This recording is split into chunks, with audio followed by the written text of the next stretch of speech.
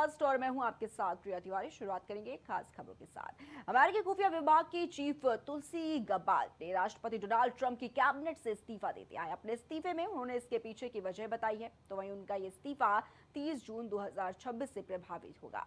जानकारी के मुताबिक तुलसी गबार्ड ने यह फैसला अपने पति अब्राहम विलियम्स की गंभीर बीमारी के चलते लिया है। अब्राहम को बोन कैंसर की बीमारी का पता चला है, जिसको लेकर चिंतित गबार्ड ने सार्वजनिक जीवन से दूरी बनाने का फैसला लिया है।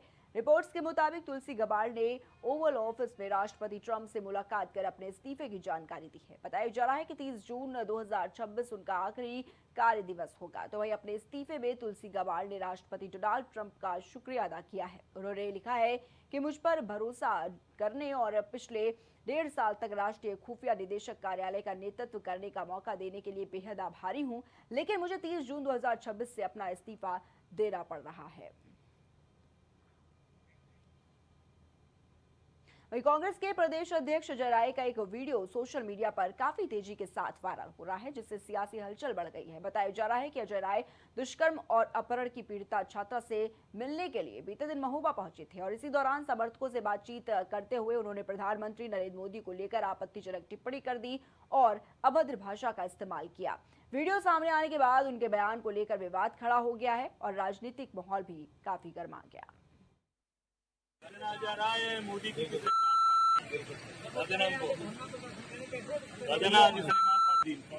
मोदी की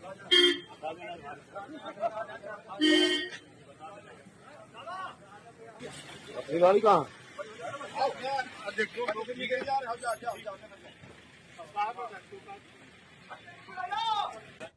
अजय राय के विवादित बयान पर अब सीएम योगी आदित्यनाथ ने भी देखिए पलटवार किया। उन्होंने बीते दिन एक्स पर पोस्ट कर लिखा कि पीएम मोदी के विषय में उत्तर प्रदेश कांग्रेस अध्यक्ष के द्वारा की गई अभद्र, असंसदीय और अक्षम्य टिप्पणी कांग्रेस के राजनीतिक कुसंस्कारों को प्रकट करती है। पूर्व में कांग्रेस के युवराज भी अपने कुसंस्कार का परिचय दे चुके हैं। कांग्रेस अब हताशा, निराशा, कुंठा और मानसिक दिवालियेपन के शीर्ष स्तर पर पहुंच चुकी है। अब देशवासियों से क्षमा मांगने लायक भी स्थिति उनकी नहीं रही है। तो वहीं अजय राय के विवादित बयान को लेकर अब तमाम राजनीतिक प्रतिक्रियाएं भी सामने आ रही हैं। देखिए, कांग्रेस पार्टी के नेता चाहे राहुल जी हों या अन्य नेता हों, जिस ढंग से आदरणीय प्रधानमंत्री नरेंद्र मोदी जी के प्रति अपशब्दों का इस्तेमाल कर रहे हैं, ये इनकी विकृत मानसिकता है, ये इनका मानसिक दिवालियापन है और इससे अधिक मैं क्या कहूँ कि पूरी तरह से मानसिक रोगी हो गए हैं। देश के सर्वोच्च पद पर बैठे व्यक्ति के प्रति इस प्रकार की दुर्भावना रखना, इस प्रकार के शब्दों का इस्तेमाल करना, भारत की संस्कृति कभी इसको स्वीकार नहीं करेगी और आने वाले दिनों में कांग्रेस पार्टी को इसका खामियाजा भुगतना पड़ेगा। और कांग्रेस पार्टी वैसे भी रसातल में जा रही है, लेकिन कांग्रेस दिन प्रतिदिन जनता की नज़रों से गिर रही है। और भाजपा सरकार ने जनता से जो वादे किए थे, किसी वादे को पूरा करने का काम नहीं किया है। भाजपा की सरकार ने जनता को धोखा देने का काम किया है, जनता के साथ विश्वासघात करने का काम किया है। आतंकवाद और भारतीय जनता पार्टी में कोई अंतर नहीं है। आतंकवादी भी धर्म पूछ करके हत्या करते हैं और भाजपा की सरकार और प्रदेश के मुख्यमंत्री भी जाति और धर्म पूछ करके हमला करने का काम कर रहे हैं। इसलिए भारतीय जनता पार्टी की सरकार और आतंकवादियों में कोई भी अंतर नहीं है। प्रधानमंत्री मोदी को दी हुई गालियां आजकल कांग्रेस में एक शकल हो गई है। श्रीमान राहुल गांधी की जो जवान है उसका पालन करते हुए अजय राय भद्दी भद्दी गालियों को उतार रहे हैं। मुझे लगता है ये कांग्रेस का एक सोची समझी नीति है कि जब हम चुनावों में जीत नहीं पा रहे हैं तो बड़े नेताओं के लिए अपमानित शब्दों का प्रयोग करें और उनको बेइज्जत करने का काम करें। यह लगातार कांग्रेस की हो रही हार का नतीजा है। हताशा और बौखलाहट के अंदर कांग्रेस अब जो है मानसिक विक्षित की स्थिति में पहुंच गई है, जो अब बड़े नेताओं को, प्रधानमंत्री मोदी जी जैसे नेताओं को अब गालियों से सुशोभित कर रही है। इसकी घनघोर निंदा की जानी चाहिए और सड़कों पर कार्यकर्ता और हमारे नेता इसका जवाब देंगे और कांग्रेस को देश की जनता जवाब दे रही है, उसको हाशिए पर पहुंचा कर। शर्म आनी चाहिए कांग्रेसियों को, धिक्कार होना चाहिए। किस तरह की भाषा का प्रयोग कर रहे हैं? गाली गलौज की भाषा आप मर्यादित राजनीतिक वातावरण में, ये किस तरह की भाषा का प्रयोग है? पहले राहुल गांधी जानबूझ करके अपमानित करने की चेष्टा करते हैं और अब अजय राय ने तो सारी मर्यादाएं तोड़ दी हैं। राजनीति की कोई मर्यादा नहीं रह गई है। शुद्ध रूप से गाली गलौज की प्रयोग कर रहे हैं। प्रधानमंत्री जी के प्रति इतनी घृणा, इतनी नफरत आखिर कांग्रेसियों को क्यों है? क्यों बर्दाश्त नहीं हो रहा है कि देश के सर्वोच्च पद पर एक पिछड़ी बिरादरी का, एक सामान्य पृष्ठभूमि का व्यक्ति वहां तक पहुंच गया? पूरी कांग्रेस पार्टी आज होड़ में मची हुई है, प्रतिस्पर्धा में लगी हुई है कि कौन प्रधानमंत्री जी के प्रति कितने अशोभनीय, अमर्यादित टिप्पणियां कर सकता है, गाली गलौज कर सकता है। लेकिन इसका खामियाजा कांग्रेस पार्टी को भुगतना पड़ेगा। यह बात करेंगे ट्विशा मर्डर केस की। छोटी उम्र, बड़े सपने और सफलता की ओर तेजी से बढ़ते कदम, लेकिन अचानक आई ये खबर ने हर किसी को हैरान कर दिया। ट्विशा शर्मा की संदिग्ध मौत ने पूरे देश को झकझोर कर रख दिया है। ट्विशा सोशल मीडिया पर हमेशा मुस्कुराती नजर आती थी। उनके वीडियोस, तस्वीरें और इंटरव्यू एक खुशहाल जिंदगी की तस्वीर पेश करते थे। लेकिन कैमरे की मुस्कान के पीछे आखिर कौन सा दर्द छिपा था, ये सवाल अब हर किसी के मन में है। परिवार ने मामले में कई गंभीर आरोप लगाए, जबकि जांच एजेंसियां हर एंगल से इस केस की पड़ताल में जुटी हैं। मोबाइल चैट्स, कॉल रिकॉर्ड्स और करीबी लोगों से पूछताछ लगातार जारी है। शुरुआती जांच में इसे आत्महत्या बताया गया, लेकिन मामला यही नहीं रुका। जैसे जैसे जांच आगे बढ़ी, रिश्तों में तनाव, मानसिक दबाव और निजी जिंदगी से जुड़े कई ऐसे पहलू जो हैं वो सामने आने लगे। पुलिस जांच और परिवार की ओर से जो जानकारी दी गई है उसके मुताबिक अगर हम बात करें तो ट्विशा शर्मा की मुलाकात साल 2024 में भोपाल के वकील समर्थ सिंह से एक डेटिंग ऐप के जरिए हुई थी। दोनों के बीच बातचीत बढ़ी और बाद में परिवार की सहमति से दिसंबर 2025 में शादी हुई। समर्थ सिंह भोपाल जिला अदालत में वकालत करता था, जबकि जो उसकी मां है यानी कि ट्विशा की सास गिरबाला सिंह, वो रिटायर्ड जज थी।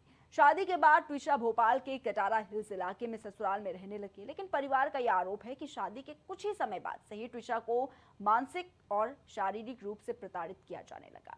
12 मई 2026 को ट्विशा शर्मा अपने ससुराल में फंदे से लटकी हुई मिली। शुरुआती पोस्टमार्टम रिपोर्ट में मौत की वजह फांसी बताई गई, लेकिन शरीर पर चोटों के निशान मिलने के बाद परिवार ने हत्या की आशंका जताई। परिजनों का यह आरोप है कि ट्विशा पर दहेज और संपत्ति को लेकर दबाव बनाया जा रहा था। परिवार ने यह भी दावा किया कि ट्विशा मानसिक तनाव में थी और उन्होंने अपनी मां और जो उनकी दोस्त थी उससे भी कई बार परेशानी जो है उस पर बात तक की। कुछ व्हाट्सएप चैट्स भी सामने आई जिनमें कि उसने खुद को फंसा हुआ बताया। अब इस पूरे मामले में एक नया ट्विस्ट सामने आ गया है। जी हाँ, मध्य प्रदेश के जबलपुर कोर्ट में आत्मसमर्पण करने पहुंचा ट्विशा शर्मा का पति समर्थ सिंह को भोपाल पुलिस ने हिरासत में ले लिया है।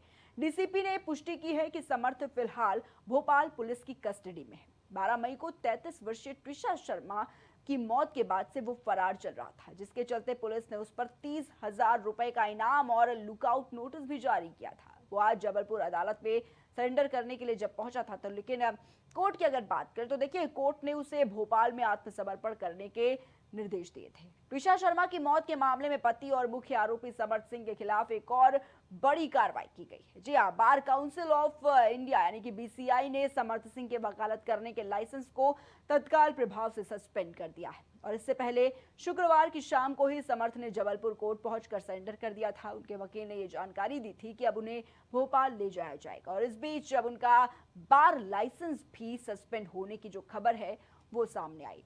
ट्विशा शर्मा के पिता की ओर से पैरवी कर रहे वकील अनुराग श्रीवास्तव ने आरोप लगाया है कि मीडिया के सामने आने से ठीक पहले समर्थ सिंह कोर्ट के रूम नंबर 32 में बैठा था।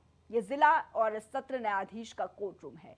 उनके मुताबिक जिस कमरे में समर्थ बैठा था उसके दरवाजे बंद रखे गए थे। अनुराग श्रीवास्तव ने सवाल उठाया कि किस अधिकार से उसे उस कमरे में बैठने दिया गया। यह साफ दिखाता है कि न्यायपालिका किस हद तक उसका साथ दे रही है और वो यहाँ सरेंडर करने आया था, लेकिन तब तक सभी जज जा चुके थे। वो जिला जज के चैम्बर में दरवाजा बंद करे बैठा था। उन्होंने कहा कि जब मैंने दरवाजा खुलवाने पर जोर दिया तो वो वहां से भागकर बार एसोसिएशन के चैम्बर में जाकर बैठ गया। ये आरोप इसलिए और ज्यादा गंभीर हो जाते हैं क्योंकि समर्थ के खिलाफ पहले ही लुकआउट नोटिस जारी हो चुका था और उसकी गिरफ्तारी पर भी बकायदा 30,000 रुपए का जो इनाम है उसे घोषित किया गया था। ट्विशा के परिवार के वकील का सीधे तौर पर यह आरोप कि इसके बावजूद समर्थ खुले तौर पर घूम रहा था और उसके साथ वैसा व्यवहार नहीं किया गया जैसा कि पुलिस को एक वांछित आरोपी के साथ करना चाहिए था। शुक्रवार की शाम जब समर्थ सिंह कथित तौर पर सरेंडर करने के लिए जबलपुर जिला अदालत पहुंचा तो अदालत परिसर में करीब 1 घंटे तक हाई वोल्टेज ड्रामा चला। समर्थ फेस मास्क लगाकर आया था और मीडिया के सवालों पर पूरी तरह से खामोश रहा। मौके पर मौजूद लोगों के मुताबिक जब मीडिया ने उसे सवाल पूछने की कोशिश की तो उसके साथ आए कुछ लोगों ने भी जोरदार हंगामा किया। समर्थ के वकील सौरभ सुंदर ने मीडिया से बातचीत भी की। उन्होंने कहा कि उनके मुवक्किल ने मध्य प्रदेश हाई कोर्ट से अपनी अग्रिम जमानत याचिका वापस ले ली है और अब वो कोर्ट में सरेंडर करने के लिए पहुंचे। उन्होंने कहा कि मुझे 5 मिनट दीजिए, वो यही मौजूद है सरेंडर करने के लिए और वो सरेंडर करेगा। हम सीजेएम के सामने याचिका दाखिल कर रहे हैं, याचिका दाखिल करेंगे और जो भी परिणाम होगा आपको बताया जाएगा। बस 5 मिनट इंतजार कीजिए। ये बातें थी समर्थ के वकील की। और इस बीच देखिए कोर्ट में एक और अहम घटनाक्रम सामने आया। ये बताया गया कि समर्थ सिंह की कानूनी टीम ने हिंदू रीति रिवाजों का हवाला देते हुए ट्विशा शर्मा का शव उसके पति को सौंपे जाने की मांग की है। हालांकि कोर्ट ने इस मांग को खारिज कर दिया तो वहीं बार काउंसिल ऑफ इंडिया ने समर्थ सिंह का लाइसेंस निलंबित कर दिया है। निलंबन की अवधि के दौरान समर्थ अपने नाम के आगे एडवोकेट शब्द का इस्तेमाल नहीं कर सकेगा। तो लगातार देखा जा रहा है कि जो पूरा मामला है वो किस तरीके से टूल पकड़ता हुआ नजर आ रहा है। एक के बाद एक तमाम जो अपडेट्स है इस पूरी खबर को लेकर वो देखिए अब सामने निकल कर आ रहे हैं। लगातार कॉल करने पर फोन नहीं उठाया जा रहा था। एक आधे घंटे बाद फोन उठाया गया। गिरिबाला सिंह जो उसकी सास थी और उन्होंने उसको बताया कि शी इज नो मोर। और उसके बाद वहां से हम चल दिए हैं। हम यहाँ पर आए हैं। हम 3 दिन तक 4 दिन तक संघर्ष करते रहे। पहली फर्स्ट एफआईआर के लिए हमारी 0 एफआईआर तक नहीं ली जा रही थी और हमसे ये बोला कि सिस्टम बोल रहा था कि हम बैलेंस बना के चल रहे हैं। हमें ये ज्ञात हुआ कि ये लोकायुक्त अभी प्रेजेंट लोकायुक्त सत्येंद्र सिंह की फैमिली है ये और इनके रसूखदार लोग चीफ जस्टिस सिस्टम में बैठे हुए हैं, मेडिकल्स में बैठे हुए हैं, सारी जगह बैठे हुए हैं। हमें यहाँ जो पीएम रिपोर्ट दी गई उसमें और जो सामने की फाइंडिंग्स में बहुत मिसमैच मिल रहा था तो हमने PM2 के लिए अप्लाई किया था जिसको अप्रूव करने के बाद कमिश्नर के अप्रूव करने के बाद उसको डिनाई कर दिया गया। कहा गया कि ये आपको कोर्ट से लेना पड़ेगी परमिशन और इस बीच में पूरी कोशिश की जा रही है कि उसकी बॉडी कैसे न कैसे डिकम्पोज हो जाए। यहाँ पर SIT जो गठित की गई है वो इन्हीं लोगों के नीचे है तो मेरे को न्याय की उम्मीद बहुत कम है। मेरा बहुत रिक्वेस्ट है आप सभी महानुभावों से कि इस केस में जो है प्लीज हमारा जो है हेल्प की जाए और हमें न्याय दिलाया जाए। पेट्रोल डीजल के दाम पहले ही आसमान छू रहे हैं और अब उसका जो असर है वो सीधे आपके घर तक पहुंचने वाले सामान पर भी दिखने लगेगा। जी हाँ, देश भर के ट्रांसपोर्टरों के संगठन AITWA यानी कि all India transporters welfare association ने माल ढुलाई के भाड़े में बढ़ोतरी का ऐलान कर दिया।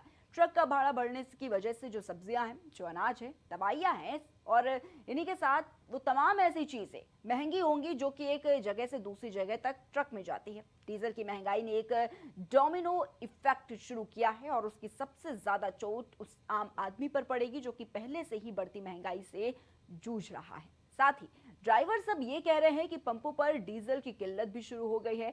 ड्राइवरों ने ये बताया है कि कई जगह पर एक बार में 100 लीटर से ज्यादा डीजल नहीं दिया जा रहा है जिससे कि लंबे रूट पर चलने वाले ट्रकों की मुश्किलें और ज्यादा बढ़ गई। इसका सीधा मतलब यह है कि ट्रक देर से पहुंचेंगे, लागत बढ़ेगी, वो बोझ आखिरकार आम खरीदार पर ही भारी पड़ेगा। हालात यहीं नहीं रुकते। ट्रांसपोर्टरों ने यह भी बताया है कि पहले से ही माल के ऑर्डर्स कम हो गए हैं, मांग घटी है लेकिन लागत बढ़ी है कि दोहरी मांग इंडस्ट्री को अंदर से खोखला कर रही है। सड़क परिवहन भारत की सप्लाई चेन की रीढ़ है और अब वो भी मुश्किल हालात से गुजर रहा है। हाँ, जो 3 रुपए किलो जो डीजल में भाव बढ़ाया हुआ है उससे समझो किसानों को जो रेंट में है उसमें फर्क आया है और सामने उनको जो मंडी का रेट है वो भी कम मिल रहा है तो किसानों को ये जैसे देखने जाए तो सभी चीजों में नुकसान ही आ रहा है। वहीं देश में पेट्रोल और डीजल की कीमतों में एक बार फिर से बढ़ोतरी कर दी गई है। शनिवार को पेट्रोल 87 पैसे प्रति लीटर और डीजल 91 पैसे प्रति लीटर महंगा हुआ। पिछले 10 दिनों में यह तीसरी बार है जब ईंधन की कीमतों में इजाफा किया गया है। लगातार बढ़ती कीमतों ने आम लोगों की चिंता बढ़ाती है। तेल कंपनियों के मुताबिक अंतर्राष्ट्रीय बाजार में कच्चे तेल की कीमतों में लगातार उछाल बना हुआ है। पश्चिम एशिया में बढ़ते भू राजनीतिक तनाव के कारण तेल सप्लाई को लेकर चिंता बढ़ी है। इसका सीधा असर भारत जैसे देशों पर पड़ रहा है जो कि बड़ी मात्रा में कच्चा तेल आयात करते हैं। पिछले कुछ दिनों में वैश्विक बाजार में कच्चे तेल के दाम तेजी से बढ़े हैं और इसी वजह से तेल कंपनियों ने खुदरा ईंधन कीमतों में फिर से बढ़ोतरी की। लगातार तीसरी बार कीमतें बढ़ने से परिवहन खर्च और जरूरी सामानों की कीमतों पर भी असर पड़ने की आशंका काफी बढ़ गई है। पेट्रोल और डीजल महंगा होने से सबसे बड़ा असर आम लोगों की जेब पर पड़ रहा है। निजी वाहन चलाने वालों का खर्च बढ़ेगा। डीजल महंगा होने से ट्रक, बस और माल ढुलाई का खर्च भी बढ़ रहा है। इसका असर सब्जियों, फल, दूध और रोजमर्रा के सामानों की कीमतों पर भी साफ दिखाई देने लगेगा। माना जा रहा है कि अगर आने वाले दिनों में भी कच्चे तेल की कीमतें ऊंची बनी रही तो महंगाई और बढ़ सकती है। लगातार बढ़ती ईंधन कीमतों ने मध्यम वर्ग और व्यापारियों की जो चिंता है उसे बढ़ा दिया है। इसका क्या कहना चाहिए, तो सर गरीब आदमी के ऊपर ही मार पड़ रहा है। ठीक ना, पेट्रोल डीजल सारा महंगा हो गया, गैस उस नहीं मिलता है। सरकार पहले जो था वो ठीक था, ये सरकार चेंज होने के बाद ना पूरा बुरा हालत गरीब आदमी के ऊपर ही सारा पड़ रहा है। महंगाई से बहुत सारे की दिक्कतें हैं। ठीक है सर, खाना टाइम पे नहीं मिलता है, खाना नहीं, होटल सारा बंद है। डीजल इतने महंगा हो गया, पेट्रोल इतने महंगा हो गया, क्या कर सकता है इंसान गरीब आदमी? कहाँ से कमाएगा, कहाँ से खाएगा? बाराबंकी में शनिवार सुबह एक दर्दनाक हादसा हो गया। यहां फतेहपुर भनौली मार्ग पर घर के बाहर सो रहे पूरे परिवार को अनियंत्रित डंपर ने रौंद दिया। हादसे में 4 लोगों की मौत हो गई है। मरने वालों में पिता और 3 मासूम बच्चे शामिल हैं, तो वहीं पत्नी गंभीर रूप से घायल है, जिसका अस्पताल में इलाज जारी है। तो वहीं इस घटना के बाद इलाके में मातम छा गया। जानकारी के मुताबिक भीषण गर्मी में बिजली न आने की वजह से पूरा परिवार घर के बाहर सड़क किनारे सो रहा था और इस दौरान करीब 2 से 3 बजे के बीच एक तेज रफ्तार डंपर ने सभी लोगों को कुचल दिया। हादसे में पिता, 2 बेटे और एक बेटी की दर्दनाक मौत हो गई, जबकि मां जिंदगी और मौत के बीच जूझ रही है। आपको बता दें, यह हादसा इतना भयावह था कि पिता और एक बेटे की मौके पर ही मौत हो गई। हादसे के बाद चीख पुकार मच गई। आसपास के लोग दौड़कर मौके पर पहुंचे और गंभीर रूप से घायल पत्नी और 2 बच्चियों को अस्पताल पहुंचाया, जहां तीनों की हालत नाजुक देखते हुए डॉक्टरों ने उन्हें जिला अस्पताल रेफर किया है। इस दौरान रास्ते में दोनों मासूम बच्चियों ने भी दम तोड़ दिया, तो वहीं पत्नी की हालत भी काफी गंभीर बताई जा रही है। मामला का यही मामला था कि लाइट का कनेक्शन भी था मान लो, और लाइट आ नहीं रही थी। इस वजह से गर्मियों से परेशान थे, तो इस वजह से बाहर लेटे हुए थे।